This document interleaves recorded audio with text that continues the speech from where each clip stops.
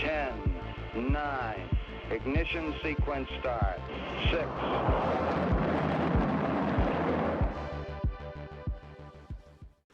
Hello, and welcome to Stader Fuel, your daily update of everything that's happening in the Stader community. Oh no, wait, sorry, Rocket Fuel didn't get forked yet.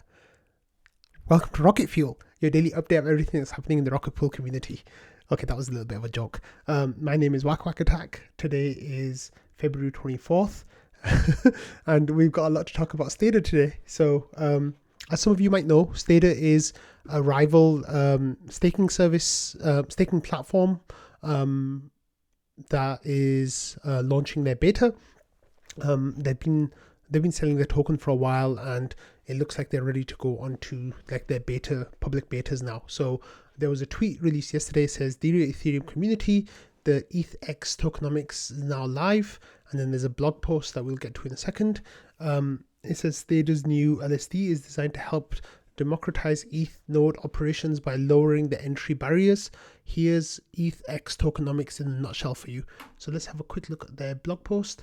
And then it says executive summary: Ethereum staking is centralized with 50% of all staked ETH flowing through the top 3 entities. There's an urgent need for more decentralized alternatives for users. This will only be possible with a wider selection of the ETH community choosing to run nodes permissionlessly. Today, permissionless node operators face multiple challenges, including in running nodes, including high capital barriers, 32 ETH for solo stakers, 17.6 ETH with the top decentralized LSD, limited choices if they prefer to run nodes for LSDs, plus the need to have material exposure to LSD governance tokens, 1.6 ETH with the top decentralized LSD that could lead to additional volatility. Given this context, Stader's ETHX tokenomics have been designed with the following guiding principles: reduce capital barriers to entry for permissionless node operators, allow node operators to regulate exposure to Stader's SD token based on their convictions and risk appetite, align interests between node operators and Stader with skin in the game, ability to shape the protocol through governance.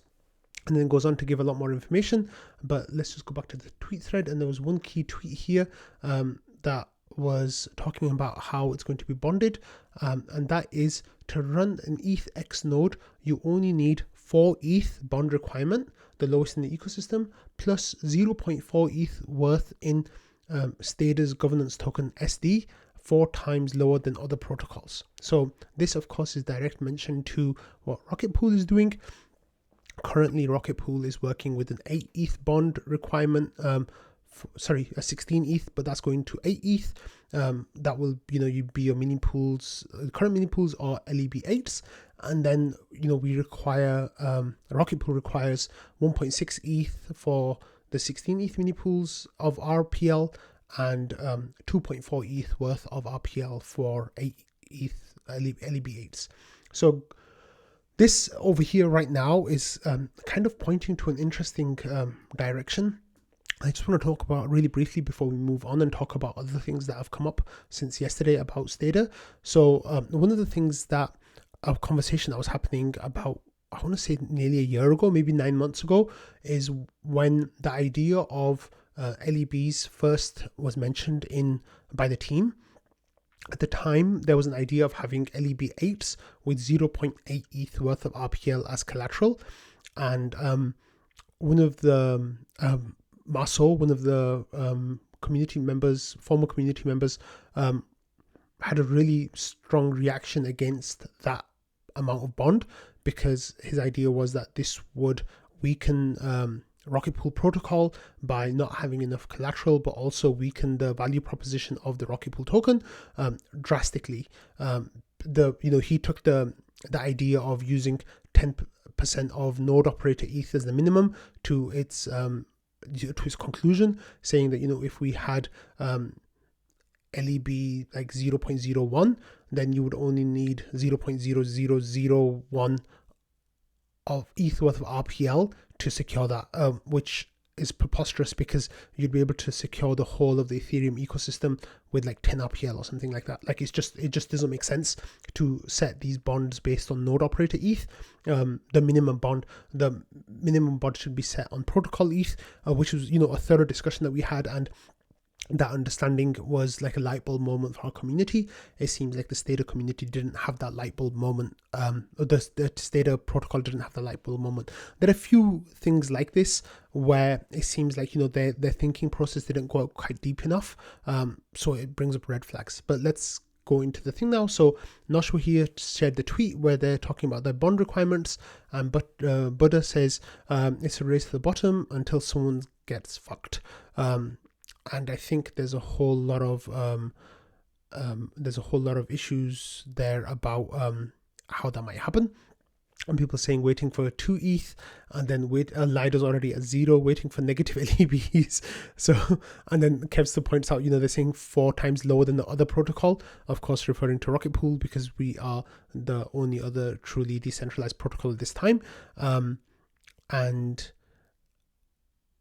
then Sneaky says there's 85% chance that this is no longer valid before Shanghai. Sarcasm. So the community was already kind of like trying to figure out what was going on with their numbers, and then as people started looking at their software, Pateris says like they didn't rename the variables in the contracts. Here, there's still RP on line 86, return rp.client.balance at. So there's mentions to like Rocket Pool in there, like what's going on over here. And there was if you look at their contracts, basically there's that issue there, right? So you kind of have to see that. And then Nick says, look what I found, credit goes to Pateris. So here there's more references to RP, which is Rocket Pool, and there's an explicit mention here on line 80. It says Rocket Pool RP. So it's like what's going on here.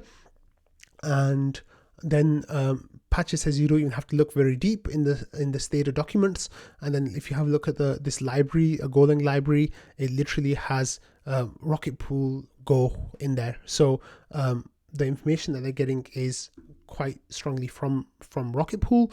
And then Nixo had this tweet that she got the information from trading, I think, I'm not sure, but I saw this in trading as well. She said forking repos is good. It's why open source is great, because we can iterate and improve on work, but probably best to say, hey, we're a clone of this other protocol and here's why we improved, rather than wait for the community to start recognizing vestigial code you forgot to remove. And Nixo says, I honestly think that if someone set out to clone Rocket Pool and said, hey, we're forking and I think we can do it better, people would watch it with anticipation and cheer on the competition. I definitely would, but doing it all sneaky like that feels a little weird. So let's have a look at these screenshots. It's literally like replacing Rocket Pool for Stader Labs at the top.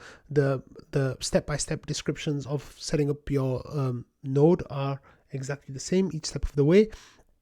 And it's all like literally copied and pasted. So that's what it means to fork a repository, right? Like the Rocket Pool code is all open sourced.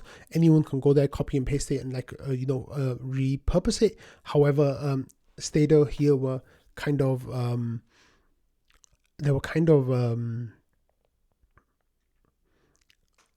like hiding that fact, I guess, straight up, but definitely not mentioning it out in open until people started to find out about it.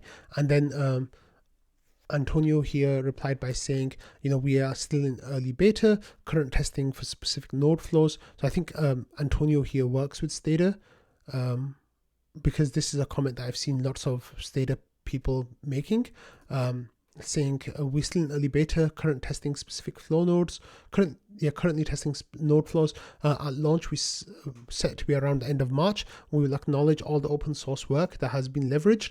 The complete Stader architecture is much more comprehensive.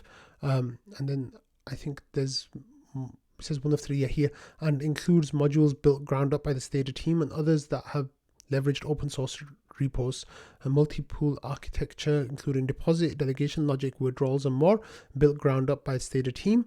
Node architecture leveraged open source repos from Rocket Pool and other ecosystem contributors. Oracle's working with partners and leveraging other open source repos available. And then Marceau picks up on this point, saying you're going from early beta to mainnet launch in 1 month. And that seems like quite aggressive. And yeah, anyway, that's kind of going a little bit off topic, but there's a lot of like red flags that are coming up around that. And then another thing is Waldorf found this, looked in their documents and found this section on permissioned node operators. So it says, as mentioned above, this driving centralization will be at the heart of ETHX. Scaling permissionless nodes to support billions of dollars in staked assets will be a journey rather than something that happens overnight. Scalability being compromised by this has been observed with other decentralized LSDs not being able to support user demand sometimes for months. So that again is a comment about Rocket Pool having either a full deposit pool or an empty deposit pool. Well, talking about the empty deposit pool last summer, and not being able to grow because of that. And it says to avoid such a scenario, Stader will supplement the permissionless pool with a set of curated community-proof list of permission node operators. These permissioned operators will be reputed entities already running nodes and have a track record of consistent high performance and non-malicious intent. These partners will not have any bonding requirements in line with the status quo for permissioned operators in the ecosystem, given their track record and permission nature. More specific details on the curation process will be shared with the community in the coming weeks. Then Waldorf says, I have a concern. They will actively select particularly centralized node operators based on this, but may be reading too much into it. Another thing, of course, is that they'll be sacrificing decentralization in the name of growth and scaling their protocol. So these are definitely, some red flags that they're taking shortcuts. So yeah, let's move on from that. And then one of the things that Pateris noticed was like nice. And then, so if you have a look at their software, you'll see that it's coming through a binary that's based on GPL version 3, which is a licensing standard. And then Pateris says they must make their changes publicly available already. So if they're using this publicly distributed binary that's licensed like this, then they have to make that information publicly available. So Pateris then went on to the Stader Discord and said, look, your software is binary that contains code based on the GNU General Public License version 3. The license conditions require that you make your changes available. I did not see any source for it under and then their repositories. You must also retain the original copyright notices, which we're not doing. And then there's the copyright. They've replaced the Rocket Pool, I guess, copyright or other open copyright there with their Stader Labs copyright. And it says you do not include any of these licenses. So when you put the code in there to find the licenses, there's no information there about the licenses they've used. So this is, I think, technically illegal. And Dibsby was saying that you could actually send them a cease and desist and stop them from doing their work. You can send them this is like really bad. So yeah, not good. There's a lot of, okay, so let me be frank, right? I'm, of course, in the Rocket Pool community, I'm a Rocket Pool contributor, in the community contributor, and most of my bags is Rocket Pool. So this is not a case of me wanting to attack a competitor. I wouldn't do that, like especially one that was aiming to be decentralized, because I feel like we need more decentralized staking services to take away power from the centralized staking services, right? And I don't want Rocket Pool to take over everything. Like, we as a community have voted to self-govern, self-regulate. So we need other services, and people had hoped that Stader would be one of those services, but all of these issues and things that they're taking shortcuts on is definitely sending up a lot of red flags. And a whole nother discussion that has happened was about Stader using MEV and how that is happening, because one of the reasons why Rocket Pool is not going down to LEB4s right now is because there's questions over MEV theft that can occur when you get big blocks, and ways of like limiting that and mitigating that. And that is currently an unsolved problem for Rocket Pool, right? Like, we're hoping for there to be forced exits on the Ethereum mainnet, on the actual blockchain, for us to be able to like leverage those and boot people who are stealing MEV. But when people ask questions of the Stader team, when they came into the Rocket Pool Discord, this was one of the things that the questions were coming on about, and people were like asking those questions, and there weren't any good answers. But this is like a thread under general. It's called Stader Tech Chat, and VBin here is one of the I think developers or some kind of Stader team member, and basically like was not giving sufficiently detailed answers to some of the issues that the Rocket Pool team community have been working with over a year. So there's definitely some like question marks there.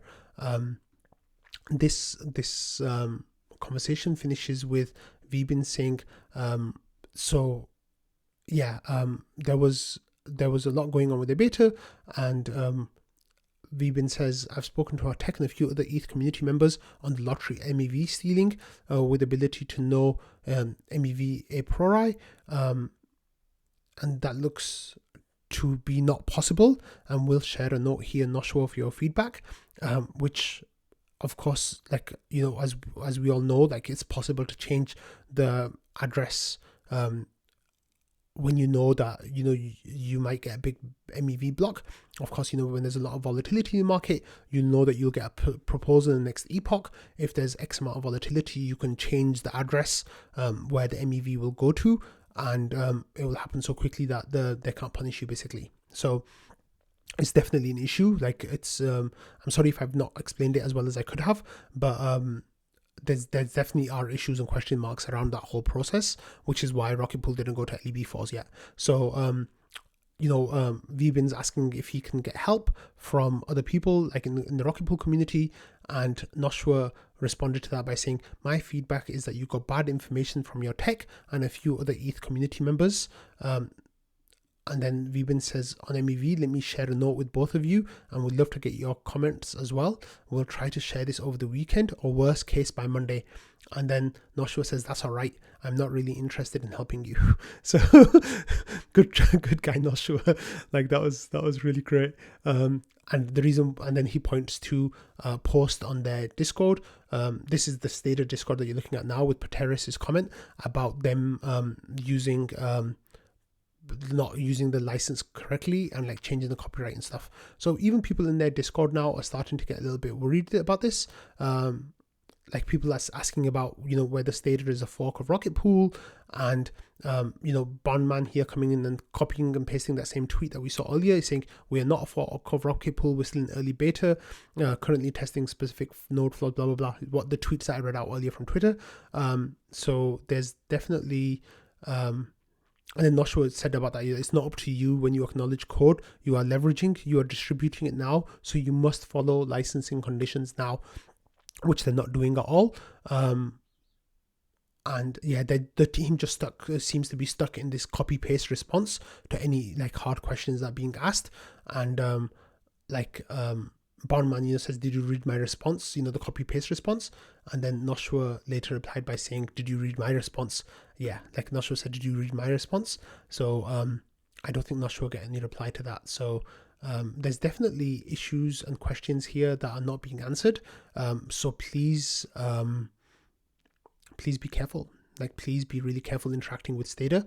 I hope that it grows into something, but right now it looks like they've taken some big shortcuts to get to where they are.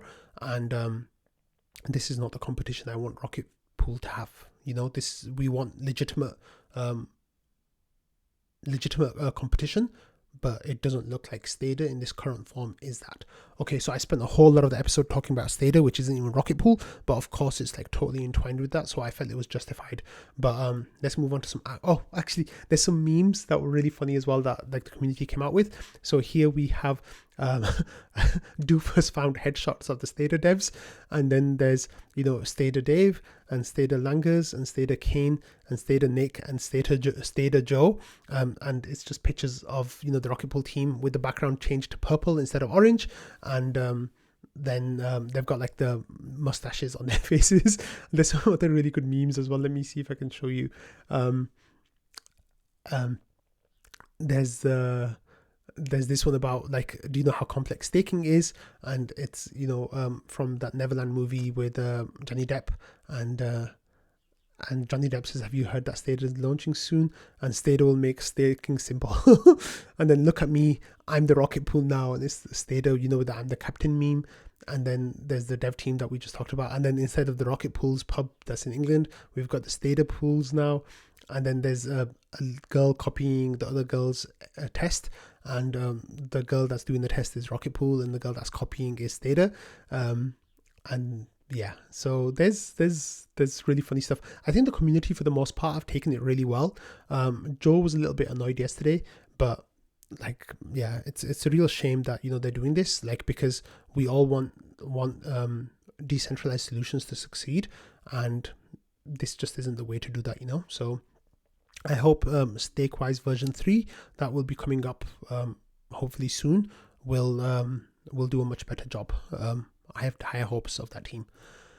Okay, and also then, if you want a POAP, I think the POAPs might have finished, but Schifrin made a thread saying, Stader POAP, I was here, and then you just put a message in there saying, hey, I was here, give me a POAP please, and then you got that POAP. So it's a really nice POAP. Like, there's the orange astronaut, and then there's like a purple alien astronaut kind of meeting. So yeah, really nice POAP. Thanks for that, Schifrin.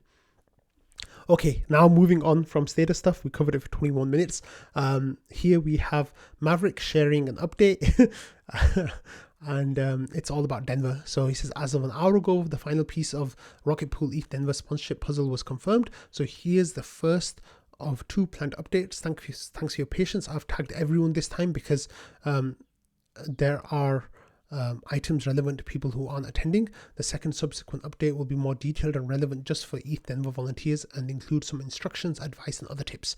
So the first of all, he says there will be 2 POAPs available. One as part of a thank you for the awesome volunteers, and the second for anyone who is willing to briefly power Ethereum at our booths at in the DeFi district.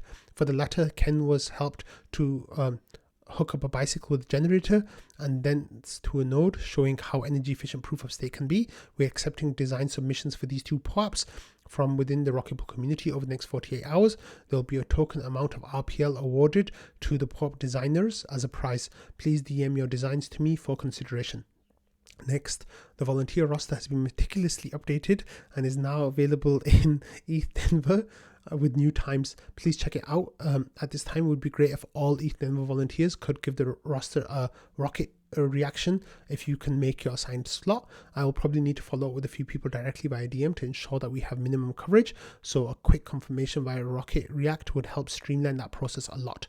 And then you can go to see the timetable. He says here are the provisional ETHDenver dates and times to note.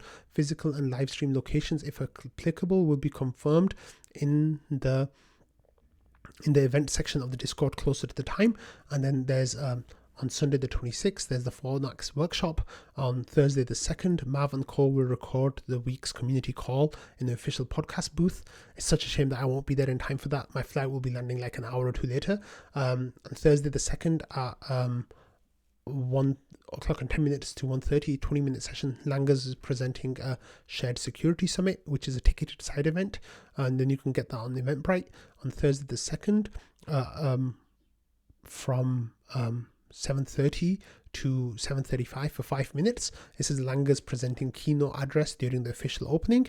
So it's just like a quick 5-minute talk. And then on Friday the 3rd, Langers presenting about liquid staking. On Friday the 3rd again, photo at the booth with all the team and volunteers. On Friday the 3rd again, Dave is presenting on a panel about ETH withdrawals. And on Saturday the 4th, Langers is presenting about node operation. And then it says again, thanks for your patience, as well as the final ETHDenver details locked away during the coming days. And then Rocket Pool. And then he says, it's me again. It's time to have your say. Rocket Pool governance. Oh no, sorry, we're going to come to that later. So yeah, this is really cool. So this thing about Langers presenting the keynote, Langers presenting the keynote during the official opening. Let's have a look. Some people asked questions about that, thinking it was really cool. So, oh no, sorry, that's not the right one. so it was sneaky saying Lang is presenting keynote address, like what? And then Maverick responded by saying it's just a short slot, but with all the attention on it, it would be the perfect timing to make any big announcements that might be pending.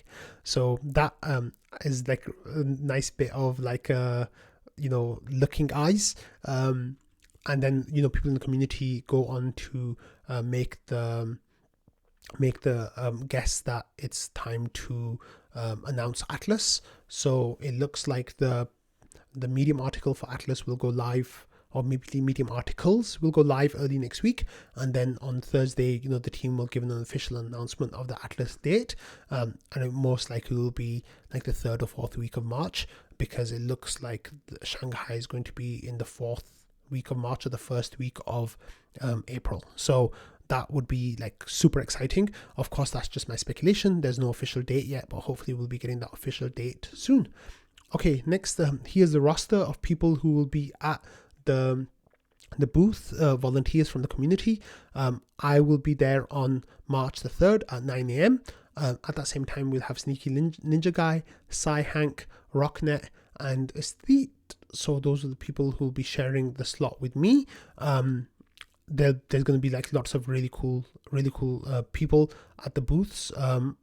And so you have a look at the list. If there's any people that you particularly want to meet, that will be the time for you to do that, which is really, really awesome. It's super exciting. I'm really excited about all of this. So yeah, we're gonna have volunteers on every day, and it's gonna be really exciting. So I'm super duper excited about that. Okay.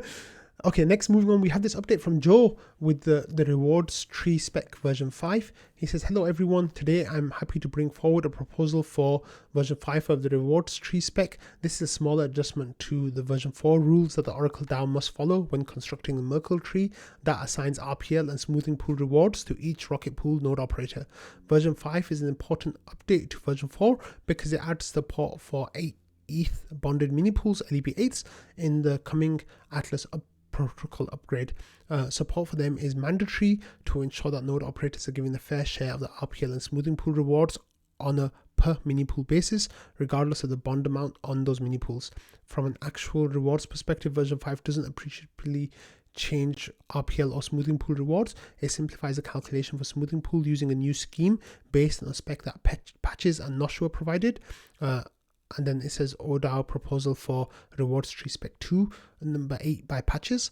And the version 5 spec has been rewritten and is available for review. Pateris and I have been working on implementations of it, which have agreed with each other for 5 consecutive rounds. So we are confident in its correctness, but want to share it nonetheless. We expect this rule set to go into effect for either interval 8 or interval 9. So that will be April 13th if we get Atlas before that, or May 11th if we don't get it before April 13th, depending on when Atlas is launched, as the first rewards interval post Atlas must use version 5. So yeah, that's really cool. We've got like, just less than 2 months basically to go through review and get it voted and approved by the ODAO. So this says the 2 main changes to the spec. One is RPL collateral calculation, and then smoothing pools rewards calculation. So have a look through this and you'll see all the information. And then activation and timing and testing. It's critical that this rule set is used for the first post-Atlas rewards period due to support for LEB8s. Therefore, we expect this rule set to go into effect either interval 8 or interval 9, depending on when Atlas is launched. As of writing, this gives the community and the Oracle DAO a minimum of 9 weeks to propose any changes. Additionally, this will be included in our upcoming Smart Node version 1.9 beta, where it will be employed on both the Zhejiang and Goerli testnets for inspection and testing. Let me know your thoughts below. Thanks all. So Ken, Jasper, Alliator and me, we all responded positively saying this is great, good job. So good job, Joe. Joe then had some more information for us as well about the gas used on LEB8s. So he said, I just did an LEB reduction, the numbers. And then it says gas used by a transaction, 443,000. And then he had some more information here about how much it would cost at 38 Gwei. It would cost between 0.017 ETH and 0.026 ETH. And then there's migrating 16 ETH to an LEB8. So there's that information there as well. And then people asking questions. And A35U said, how much is begin bond reduction? And that used 144,000 of gas. And then there was more information as well. And then Jasper says, how much does it cost to launch a new LEB8 fresh? And then that's oh no, sorry, that's not right. That's the delegate upgrade is 63,000 gas. And then I don't think Jasper got an answer for that. Oh yeah, he did. LEB fresh is 1.17 million in gas, and then whatever the stake costs. So that's all the information there, which is really good. And then A35 says about the same to launch with a credit, and Joe says that was credit because I just did an LEB reduction. So that's that. And then Sneaky Ninja Guy says it's happening, which is really exciting because, we're starting to get these like really small details now, which is really cool. Okay. And then the Valdorf asked the question about skimming and about how full withdrawals will be functional already. And then Joe says, this is important. I want to make everyone publicly aware. The Oracle DAO is not going to mark mini pools as withdrawable. The current design gets around it. It's all done with the way the new delegate does distribute. And then Joe says, if you have less than 8 ETH balance, it does it normally. If you have between 8 and 32 ETH balance, it assumes you've got slashed, and distribute will remove the node operator rewards accordingly. So the smart node doesn't let you distribute. You have to intentionally call close. And then he says, if you have balance of more than 32, it distributes normally and then closes. So there's a nice little piece of information there. And then Joe says, if you're on the Redstone delegate, you have to wait like 2 weeks after exiting and getting your balance. Then you can call distribute, but the command line interface won't let you do it because the Redstone delegate was too complicated to support in terms of closing side by side with the Atlas one. So now all of that is out of the way. And then there's a story. So Joe is telling us a story. Let's read Joe's story. Okay, so he says, one fateful night, the team is happily testing things on Zhejiang. And we're discussing stuff in the meeting, and suddenly the watchtower fails during the balance submission routine. It's a contract revert. It says invalid network balance. Kane knows what this is. When it submits balances, it submits 2 relevant figures, how much ETH we have in total, and how much ETH we have that's staking, aka active. We don't use it for calculation, just as a way to gauge how much dead ETH is in the protocol, right?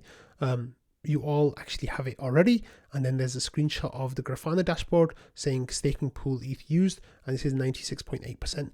And it says, is this guy hanging out the bottom of the dashboard? So we look at the numbers. The watchtower basically says that our ETH is X and our staking ETH is X plus 10 or something silly. In other words, it was saying we had more ETH staked than we actually had in the protocol. Now this is nonsense. So we get down to digging. We spend like 2 hours looking through every single condition the watchtower checks, every single mini pool balance, every single status. They're all coming up normal, and we're like, WTF? So Kane starts up his EMV decompiler and watches assembly go to make sure it's all legit. Spoiler alert, it's all legit. He decides he needs to recreate things manually to see what the F the detail is, and goes dark for like another hour. Then he comes back with something we didn't expect. Kane, and there's a screenshot here from Kane that Joe shows. He says, yeah, we got rid of that require. It's technically possible for us to have more ETH staking for users than we have ETH for users, LMAO. It's so unintuitive. And then Joe's like the it's fine burning emoji, and he says it's because of the new deposit queue. And then Joe says it's actually real. We legitimately have more ETH staking than we have in total. How is this possible, one might ask? And he says, I shall show you how. So then he goes on to share this screenshot from Kane going step by step, right? So he says step 1, empty protocol, and then deposit pool has 0, the node has 0, everything has 0. And then step 2, there's a regular deposit of 16 ETH. So then the deposit pool has 15 ETH and total, and deposit pool has 15 in the node for the node, right? And then the next step is step 3. So a regular user deposits 16 ETH, another one. So the deposit pool has 30 ETH, and then the deposit pool has 30 ETH as well. and then a third person deposits 16 ETH. So now the total in the deposit pool says 14 instead of 46. The deposit pool node says 30, and the deposit pool user says minus 16. So that's where that negative figure is coming from. So you might be thinking, why is that minus 16? What happened to that 16 ETH, right? Sorry, that was my comment. So Joe says, basically, there's 2 mini pools in the queue waiting for enough ETH to launch. Now a third one comes by and makes a new mini pool, aka a 16 ETH deposit. It actually uses that to launch the first guy in the queue, so the ETH isn't sitting around doing nothing. And then Kane shares a screenshot to a vote that we had in the community a whole long time ago that says, as currently written RPIP 12, we are using the queue ETH and the excess are going to our ETH holders. By excess means the rewards coming from validators that are running using queue ETH after the node takes their share. So then there's a vote and it says use queue ETH, the excess rewards should go to our ETH holders. Use the ETH, the excess rewards should go to the node operators in the queue. We shouldn't use queue ETH, it should stay idle. No preference. Use queue ETH, the excess rewards should go to the PDAO, and I have asked for more information below, which I need to decide. So the community as a whole decided that we should use the queue ETH, and that use of it should go to our ETH holders. So this was a whole long time ago, so I guess people didn't remember. And then Joe says the kicker is all of the ETH belongs to node operators, not the R ETH holders. So the R ETH guys are getting rewards on ETH they never submitted. So non-fungible Yoakum says, if I understand this right, this boosts the APR for R ETH holders when the deposit pool is empty and there is a mini pool queue. And people give him a thumbs up and a big brain for that. And then Joe says the end result is that the protocol thinks we have over 100% ETH being utilized. And so at the end of the day, it's a real effect, and we had to remove the contract sanity check. We can, if the stars align, have more than 100% staking pool ETH used. So then Joe shares a screenshot of the Grafana, and it says staking pool ETH used 107%. So that, of course, is in testing, and we're unlikely to see similar thing happen on the mainnet, but it's definitely really interesting. So people asked for the audiobook version of this, so that's why I wrote that out. That's why I read that out. Joe says, I eagerly await the audiobook rendition. So you can snip the audio of me reading that out, and then you've got that story, which is a really, really interesting story. So thanks for sharing that, Joe. Okay, we already covered that. So next we have 2 new votes that are live on Snapshot. The first vote is for GMC membership selection. So we expanded the GMC from 7 to 9, and then Cal left, and then Invis resigned. So this vote will select 4 members serving the Grants and Bounties Management Committee, GMC defined in RPIP 15 per the method in RPIP 10, and then see the forum for the nominee information statements, supplementary nominee metrics, and discussions including questions for the nominees. So of course you can check that thread out. So there's 6 people for the vote. There's Fornax, Dondachaka, Schifrin, RPL Maxi, Underwood, Kevster, and Anisoptera. So I voted in this already. And please, I voted for Fornax and Dondo and Schifrin, RPL Maxi, and Kevster. And the note that I left with my vote was that these are the people with whom I have had the most positive interactions. I think they will be great on the GMC. So yeah, I'm sorry, Underwood and Anisoptera. I just haven't really had any interactions with either of you. Schifrin and I kind of did it on three weight categories of kind of how much how many positive interactions, how much help I've gotten from these people. And Schifrin and RPL Maxi got the highest amount, and then Fornax and Dondo got the middle amounts, and Kevster got the lower amount. But these are all people that I would happily work with on the GMC, and they've shown themselves to be fantastic members of the community. So I'm really excited about that. Right now, Fornax is winning with 33% of the vote. Schifrin is second with 27% of the vote, 28%. Then Dondo's in third with 17.5%. RPL Maxi's got 12%. Kevster's got 7%. Anisoptera's got 3%, and Underwood's got 0.15%. So yeah, like that vote's going to go on until March 10th. So get your votes in, and then we'll be starting a new grants period on April 1st. So that's really exciting. And the second vote we have here is for an update to RPIP 10. So it says this update includes having formal yearly elections to change the whole of the management committees and information how vacancies get filled. And IMC election must kick off as it's made up of non-elected members currently. So there'll be another snapshot vote whole process taking place for filling up the IMC, because the current members, like it says, are not elected. And then it says the management committees may optionally add a backup team signer, because sometimes they might struggle to get their transaction signed on the multi-sig. So having a team member to help with that can help. And it says remove the line about PDAO review of management committee membership. It's not very clear what it meant, and less important with a schedule. So then I voted for this, and everyone so far who has voted for this, because I think it really standardizes things and makes things really, really clear and helpful. Okay, next we have this post from Danny Ryan, who says it's reflections on 2023, and it says the reason why I'm covering this is because it's really useful to understand what Danny's thoughts are on the whole of the Ethereum ecosystem and staking.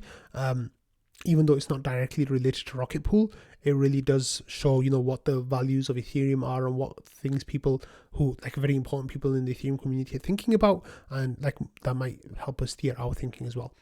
So I'm not going to cover the whole post, but I can just read the beginning and the end. And it says, after the merge, I spent quite a bit of time reflecting on the past 5 years as we looked forward to the phases to come. I intended to write some more reflections during 2022, but the time never felt quite right. The engine was generally well oiled, firing on all cylinders, and the core mission was abundantly clear. End proof of work. Now here we are, having accomplished what I believe to be the most significant upgrade in blockchain history, successfully carrying a momentum forward to ship withdrawals and initial scaling upgrades, and sitting upon the precipice of many more years of critical tasks and upgrades. Ethereum has never stood stronger as Ethereum killers waffle in the uncertainty of a bear market, and Bitcoin's culture and technology flounder in the vapid wasteland but ordinals, while we continue to build, refine, philosophize, and make an impact. The technological roadmap lying before us is both long and complex, but I worry less about being able to execute and the associated timelines. Yeah, we simultaneously have proven our ability to deliver an exceedingly high level, and have validated that the Ethereum ecosystem decision to do things the right way, often the hard way, has made and continues to make Ethereum more resilient across all dimensions. In the midst of massive industry fraud, Ethereum stands strong. In the depths of a bear market, Ethereum continues to build and innovate. In an increasingly shaky global landscape, Ethereum finds ways to make an impact where it matters. While I will reflect a bit on the technological challenges to come, these reflections are anchored more on the existential questions: layer 1 ecosystem health, capture, cartels, layer 2 alignment, and more. So then the post is broken down by technology, and the road is yet long, immediate technological concerns, and then different things there. And then there's the layer 1 coordination game, development, incentives, and capture. And this is something that Fizz was tweeting about yesterday, about how we should be careful about capture, and client buy or build, and then ossification, a fool's errand, and then layer 2 alignment. And then there's a conclusion, says, as I mentioned at the start, this is an incredibly short-sighted and biased view of things. There are many problems and even more successes that I'm either unaware of or didn't have time to fit in here. In short, Ethereum stands stronger than ever. The community building the core infrastructure, the community layering and scaling, and the community building on top are astounding to be a part of and observe. But there are still major challenges and there's still immense risks. Ethereum is alive and well. Do your part to keep it that way. So this is a really important post that I think everyone in the community should read and definitely engage with and think about, because there's some really amazing ideas in here that I think are really valuable. Okay, next we have this really cool growth chart from Travis, who says rocket pool market share of the Ethereum validator since launch. It says even better, the incremental market share over 3 time periods shows it is accelerating. So in the last 12 months, we've had 4.3% incremental growth. In last 6 months, it's been 5.6%, and in the last 3 months, it's 6.5%. So as you can see, the number of rocket pool market share of the Ethereum validators has been steadily going up. It's nearly 2.5% now, but the rate of growth is accelerating month by month. And what's really amazing about this is in the month following Atlas and Shanghai, I expect this line to just kind of go vertical, because so many people will be moving to LEB 8s that I think we will pretty much I think we're going to expand our mini pool count like massively in those few weeks. So Masori like this, he says, is this graph in a public dashboard somewhere? I would love to track it over time. And Travis says, not that I know of. Every couple of weeks since launch, I've manually pulled the data from Rocketscan, and then he shares a screenshot of all the data that he has. He says, below is my historical data if you want to continue tracking for yourself. And the note there is the merge. And Jasper says that's in spite of competition being up only as well. So, that's a really important point to note, is that Rocket Pool's growth here has been so strong, even though competitors are coming onto the market and they're developing as well. So that's fantastic. Thanks for checking that, Travis. And next we had this question that was kind of related to rocket fuel itself. So if you're not interested in that, you can switch off now. But Object had a post yesterday in the rocket fuel thread saying, I feel like one ticket per submission rule has led to farming and sometimes even misinformation, looking at you, sneaky ninja guy, but there are also other offenders. Not sure if you want to encourage that, so I would recommend going back to the POAP raffle and the top 3 guaranteed rule. And then Object says, I also feel stuff from support should never show up in rocket fuel unless explicitly requested by the person involved. There might not always be an expectation of privacy, but many people accidentally leak wrenchable information in there. And then I said, to be honest with you, I think the vast majority of people who have been contributing have been really good. I end up using almost all the submissions in the episodes, and then said, can you give me examples of misinformation you found? And he said, check my last submission. And that was clarifying some of the things in a post that Sneaky had made. I said, I'm looking now, and I think the accusation of farming is a pretty strong one, but it's something that I've been thinking about a lot. And then I said, I saw his post, and I'd like to think that it was not because of farming, but instead of maybe not processing the information enough before posting it. And Object says, yeah, I feel people hunting for submissions might encourage quick posting instead of processing first.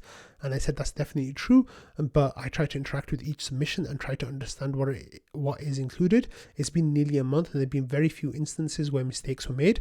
Also, thankfully, other people pop by to add information where it's needed. And I said, forget that, I'm not going to include that here. And I says, if anyone wants to weigh in this, I'd love to hear your thoughts and ideas. Trevor said, I saw that going down and tried to draw attention to it from someone in trading. I think there's a balance to be found, or we could implement a no support rule. And then he says, there was an issue that I reported that only impacted a handful of users. So it wasn't really that important to cover it, and it wasn't newsworthy. And I said, thanks for that all makes sense. I guess we just got to slow down a tiny bit as people in submissions. And then Sneaky Ninja Guy did a really great job and came in and kind of talked about this in the thread and responded to Object directly. He says, hey Object, I want to take a moment to address this because your opinion is one that I do very much respect. He says, first off, thank you for calling me out directly instead of being vague and leaving me wonder whether I fall in the camp you were referring to. I appreciate the directness, so we can have a conversation about this. He says, if my submissions come off as farming, I feel that is unfortunate. I simply submit inputs to rocket fuel submissions based on what I personally think would make good rocket fuel content. Understanding that what is considered good is somewhat subjective. As someone who is not as rocket pool savvy as the rocket scientists and many other brilliant minds in this community, rocket fuel submission is a way for me to give back to the community in the way that I know how, while also supporting wax content creation. I was submitting regular inputs for rocket fuel long before any kind of raffle was announced, and while I like winning things, as I imagine most people do. I have no interest in this if it involves foul play. If it feels that way, I'm happy to voluntarily remove myself from the leaderboard. On the topic of misinformation, this is the absolute last thing that I want. I have neither a desire nor incentive to misinform. I do make a reasonable attempt to vet information before submitting it, and often go back and make edits to my submissions as new or additional information arises. In the example that was referred to, I read through the discussion, and based upon that, it sounded reasonable to me. Reasonable that the issue was due to a deposit pool cap, as suggested by another community member, and it honestly slipped my mind that our system now allows for minting beyond the cap by use of the router to buy in secondary markets. The correction from you, which was greatly appreciated, came nearly 9 hours later, and I did not see it until now. I own the mistake, but I assure you there was no intent for misinformation. And it says, on the topic of stuff from support not showing up in Rocket Fuel, I think this one is difficult because I actually learned about the person trying to stake the 1,000 ETH in trading and followed up the conversation back to support. A similar topic that recently followed this passing was Agent Provocateur's slashing, which was discussed openly at high level in trading, but with lower level details in support. Should the coverage of the slashing have been excluded from Rocket Fuel? I think that having some ground rules to ensure that we're preserving user privacy where appropriate makes sense, although again, this one is tricky, being an open ledger and all. And he says, TLDR, thanks for raising an open discussion. We can improve things for the better. Rocket Fuel submissions and incentivization aspect raffles are all relatively new, so it's certainly expected that there's some figuring out to do. I'd personally be in favor of removing any guaranteed incentives and going to an open raffle for all contributors. I think this generally reduces attempts at gaming the system while keeping things fun and interesting. And I see the Rocket Fuel submissions as a fun community effort that builds camaraderie. The last thing I want is to introduce any drama, and I'm happy to step back if it feels that things are heading in that direction. So first of all, I want to say, Sneaky, directly to you, please do not step back. Please do not. You're amazing. Okay, and then Penvic says, excellent response, great job not taking it personally. That's a hard thing to do on the internet. I'm more of the opinion that the more submissions are better than less. We're getting to the point where WAC is needing help with baby WAC coming. I don't see your submissions as farming, and as I think Rocket Fuel would be less without your work. 100% agree with that statement, Penvic. I said this is coming from someone who's trying to hunt down that lead of yours on the leaderboard. And then Sneaky says, thank you, that means a lot. I see this community as my outlet, escape from my day-to-day grind. I'm here to make friends, not enemies, so that certainly helps it make it easier not to take things personally. And then Object replied to Sneaky's 4 points. He says, thank you for not taking it personally. I'm trying to improve Rocket Fuel for everyone. I'm sure you do too. And then 2, no need to remove yourself from the leaderboard. I just want to encourage you to be a bit more economical with your submissions. We don't need 40-minute episodes every day. This one's already at 51 minutes. In my opinion, I think we need to think about a system for corrections in the submission thread. Everyone makes mistakes sometimes, and the slashing was an example where the node operator explicitly asked to be reported in Rocket Fuel to collect donations. The 1,000 ETH whale you mentioned did not ask for that, so I think it's better to leave them out, and everyone else in support who doesn't explicitly ask for it. And I think that's something that, I will take on board as well going forward, and I'll try to use my best judgment about who should and shouldn't be covered from support. And it's very rare that I cover people from support in here. It's only if the issue is big enough that warrants attention, but even then I'll be more careful about that going forward. So thank you for that, Object. And then Sneaky says, cheers brother, I'll make more concerted effort to closely scrutinize the quality, impact, significance of my submission going forward. But if you submit this discussion we're having to Rocket Fuel, we're going to have a problem. And then yeah, he says, I'll leave that one to you. I think WAC could talk about this in Rocket Fuel and how he feels about it. And then Sneaky says, I agree that it's probably a good topic for WAC to bring up in Rocket Fuel, but certainly wouldn't feel right for me to submit, so I'm leaving it alone. And then Object says, let's wait for WAC to submit it himself, because I do actually sometimes submit information to that thread. And Cal says, I took care of it for you. I'm just getting his own little WAC emoji.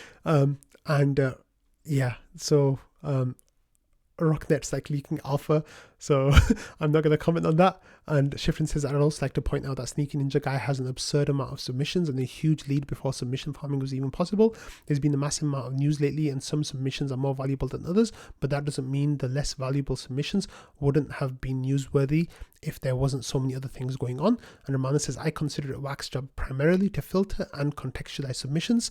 I'm not sure if that was his intention. And that honestly, like I responded to Ramana by saying that's kind of exactly what it's happened.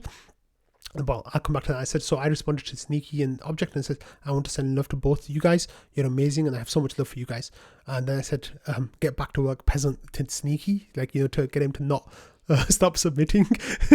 And then I said to Penvic that, you know, I really do want more contributions, not less. And, you know, in the beginning, I was kind of apologizing to people for not covering their submissions, but I've kind of stopped doing that because people understand, right? Like, the episodes are getting really long.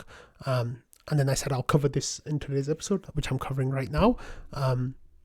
And then I said to Ramana that that's exactly what I'm doing now. And then I finished by saying thank you all so much. Truly, I know I say this a lot, but Rocket Fuel would not be possible without all of you. And so that was actually a really nice little conversation that, like, a few people kind of following along and getting ideas about, you know, where we stand as a Rocket Fuel community and what we kind of want from each episode, and like where we should draw lines about including things and not including things, and what the purpose of the submission thread is. It's a place where more and more people are starting to go to get kind of like a sneak on what's going to come on Rocket Fuel and kind of like check things out themselves before watching the episode. And Fizz had a really good idea about that, and he said, like, look, Rocket Fuel's purpose is to educate people on what's happening in the Rocket Pool community. So whether they're getting that from your episode, or whether they're getting that from the podcast, or whether they're getting that from Twitter, or whether they're getting that from the submission thread, like, it all counts and the goal is being met, which is to educate people. And I really like that perspective, and it kind of shifted my perspective a little bit, because, you know, people are egotistical beings, and it was like, you know, if people are just going to go start reading the Rocket Fuel submission thread, then they won't watch the episodes. And I want people to watch the episodes and listen to the podcast, but my perspective has changed. So thank you for that, Fizz, because now it's, you know, it's kind of helped me re-understand that, you know, the purpose of Rocket Fuel is to educate, and people are getting educated however they get information. So more power to the people. So this was a really, really great discussion. That's definitely like kind of like ironed some things out between a couple of different perspectives. So my official stance is that I would like more submissions, not fewer submissions. But people, like, you know, with a minimum amount of understanding that this is something worthwhile for Rocket Pool, or kind of that indirectly maybe impacts the Rocket Pool protocol and community. Those are kind of like my benchmarks for things that are going to get included in episodes. And only if something is really big do I include it, if it's not directly or somehow indirectly related to Rocket Pool. So those are kind of like my criteria. I'll definitely be more careful as well about accepting submissions from the support thread going forward. So that was a really nice discussion that kind of helped clarify some things. So please, people, don't be hesitant to submit things to submissions. I think it's all wonderful and it all really helps. So on that note, I'm going to end this episode, which has been a gargantuan episode because of the first 20 minutes of the Stader stuff. But I hope you all have a lovely weekend. Next week, I'm just giving you a heads up now, there's only going to be 3 episodes. I'm going to be traveling to Denver on Thursday, and I will get back on Sunday night. So the week following that, you'll be getting your usual episodes like normal. So yeah, there'll be 3 episodes next week. There won't be a weekly recap also. I'm got a podcast booth set up for the Saturday, so I don't know how I'm going to push information from that, whether it's going to go out live or whether it's going to be recorded and distributed later. I still don't know what I'm going to do with that time slot, so when I find out, I'll let you all know. But have a wonderful weekend, and I will see you all on Monday. Bye.